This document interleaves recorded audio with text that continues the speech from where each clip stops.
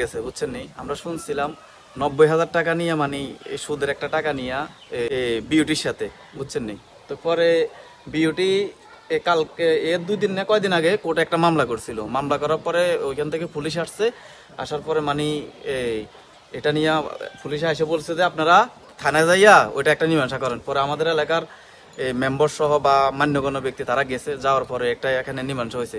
পরে ওই মনে দারোগা তাকে ফোন করছে, ফোন করার পরে ও একটা বিভ্রান্তির মধ্যে কালকে পুরাটা দিন যে মারা গেছে উরফের বউ আর কি, ওর নামটা আমি সঠিক জানি না, আব্দুরফের হাজবেন্ডে চিনছি সালা। পরে কালকে বিয়ে মানে এলাকার মানুষ যা ছিল মুরব্বী তাদের কাছে গেছে। পরে সবাই বলছে যে বিকালবেলায় যাবে। এই মনে হয় যাওয়ার কিছুক্ষণ মানে সকালবেলা সবাই থেকে ঘুরার পরে 2টার পরে 1টার দিকেই সে মারা গেছে বুঝছেন না বিষয়টা শুনছি।